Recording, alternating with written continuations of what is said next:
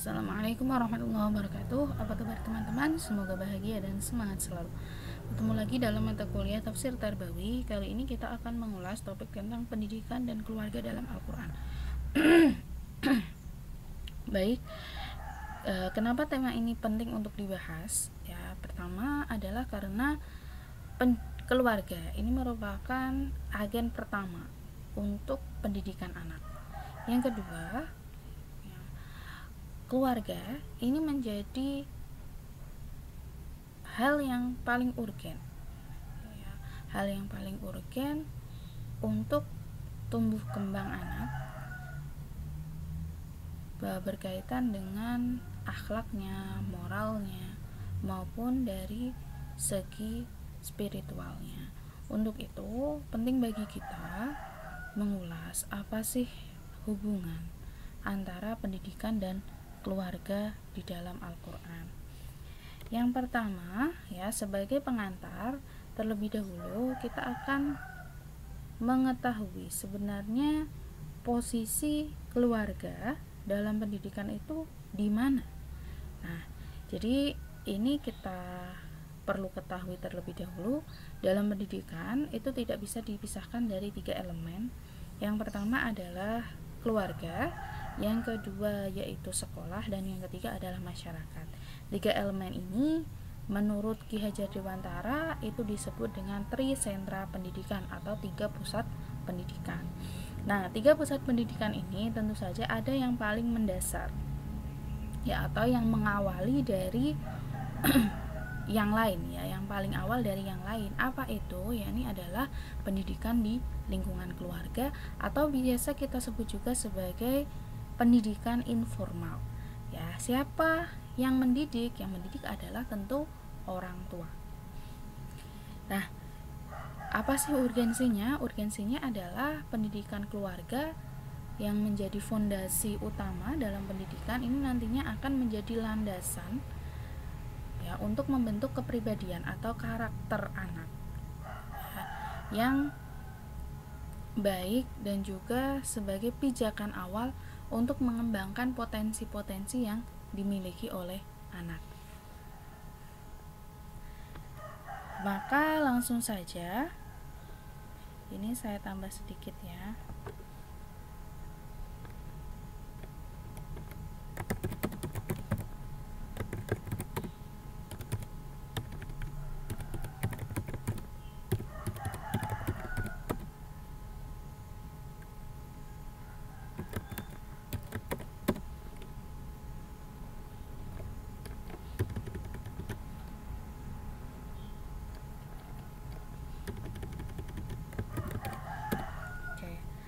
Maka kita akan masuk pada tinjauan kata pendidikan dan keluarga di dalam Al-Quran. Kata pendidikan ini sudah pernah kita bahas berulang-ulang, representasikan dengan beberapa kata, yakni ada tarbiyah, ta'lim, ta'dib, kemudian tadris, dan lain-lain, serta beragam derivasinya. Lalu kata keluarga di dalam Al-Quran itu direpresentasikan dengan kata ahlul dan asyirah. Nah, kata ahlul ini juga disamakan dengan kata ali. Ya, jadi kata ali itu sama halnya dengan kata ahl, hanya ada sedikit perubahan bentuk dari kata ahl menjadi ali. Dan kata ahl ini terulang sebanyak 126 kali, sementara kata asyirah berulang sebanyak 3 kali. Lalu pendidikan dan keluarga dalam Al-Quran ini ada beberapa hal, ya, khususnya ada 3 hal yang perlu kita bahas. Yang pertama adalah di dalam Al-Quran itu menerangkan tentang kewajiban mendidik anggota keluarga. Yang kedua nanti adalah bagaimana proses pendidikan di lingkungan keluarga. Dan yang terakhir adalah materi apa sih yang harus disampaikan dalam pendidikan keluarga. Yang pertama, kewajiban mendidik anggota keluarga ini termaktub dalam surah At-Tahrim ayat 5-6. Nah, dalam ayat-ayat tersebut ini menyiratkan 2 hal. Yang pertama yaitu adalah pendidikan terhadap istri secara khusus. Ini termaktub dalam ayat 5. Ya, kenapa harus istri yang dididik pertama kali? Ya, karena istri ini sebagai madrasatul ula bagi anak-anak mereka. Jadi anak-anak bisa mengadopsi ilmu, ya, mendapatkan ilmu pertama kali itu dari seorang ibu, ya, yang mana ibu juga ini yang paling dekat dengan anak dalam kesehariannya. Untuk itu, seorang suami sebagai kepala rumah tangga ini perlu untuk memberikan pendidikan khususnya bagi seorang ibu demi tumbuh kembang anak yang lebih baik. Yang kedua, yakni pendidikan terhadap diri sendiri dan keluarga, ya, yang diisyaratkan dengan qu anfusakum wa ahlikum naro.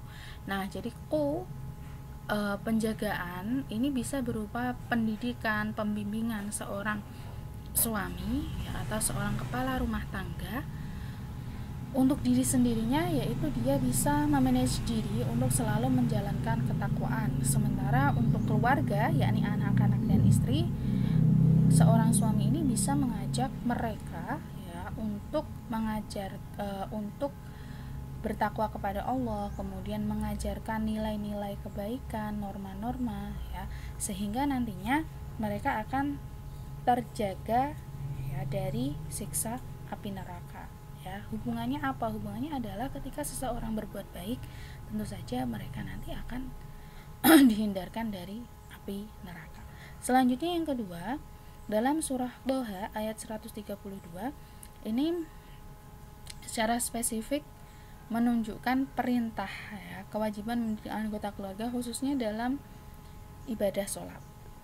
Nah, hal ini, ya, mengindikasikan, ya, bahwasanya sebelum orang tua memerintahkan sholat, maka terlebih dahulu orang tua harus memiliki bekal ilmu, ya, dan juga orang tua perlu memberikan keteladanan. Jadi jangan sampai memerintah saja sementara tidak memberikan bekal ilmu dan juga keteladanan. Berikutnya, proses pendidikan keluarga ini yang pertama dalam Ali Imran ayat 33 sampai 37. Di sini menunjukkan ada beberapa fase yang harus ditempuh oleh seorang suami dalam melakukan proses pendidikan. Yang pertama adalah memilih istri. Yang memilih istri khususnya adalah yang memiliki kepribadian baik dan juga sholihah. Yang kedua, yakni pendidikan saat anak di dalam kandungan. Nah, dalam fase ini orang tua perlu memberdayakan diri untuk meningkatkan keimanan, untuk meningkatkan ibadah dan kedekatan kepada Allah. Yang ketiga adalah saat anak lahir. Nah, ini orang tua dapat mengenalkan anak, ya, dengan mendidik mereka mengenal Allah, ya, dengan melalui adzan dan juga iqomah. Dan yang keempat, ini saat anak tumbuh berkembang, anak berhak dididik dan dibesarkan dengan internalisasi nilai-nilai Islami. Yang kedua, dalam Al-Baqarah ayat 132-133 ini menunjukkan bahwa mendidik anak bersifat kontinu. Artinya, mendidik anak tidak hanya 1-2 kali, namun sampai akhir hayat. Berikutnya adalah materi pendidikan, apa saja sih yang diajarkan? Ini termaktub dalam Luqman ayat 12-19. Yang pertama adalah tauhid, yang kedua adalah hormat kepada orang tua secara khusus, yang ketiga adalah beribadah kepada Allah, dan yang keempat adalah materi tentang akhlak mulia. Hal ini perlu diajarkan. Untuk itu bisa disimpulkan bahwasanya pendidikan dalam keluarga ini merupakan bagian penting untuk membentuk kepribadian, ya, sebelum anak ini memasuki bangku sekolah dan juga lingkungan yang lebih luas, yakni masyarakat. Di dalam Al-Quran termuat tuntunan untuk mendidik anak. Yang pertama, kewajiban mendidik. Kedua, tentang tahapan mendidik. Yang ketiga, tentang materi yang diajarkan. Nah, ketiga tuntunan ini tidak dapat dipisahkan satu sama lain, dan juga ketiganya harus dilaksanakan dengan baik untuk menjadikan anak menjadi pribadi yang bermoral, bertakwa, sholih, dan juga sholihah. Terima kasih, saya kira itu. Apabila ada hal yang ingin ditanyakan, silahkan nanti ditanyakan. Wassalamualaikum warahmatullahi wabarakatuh.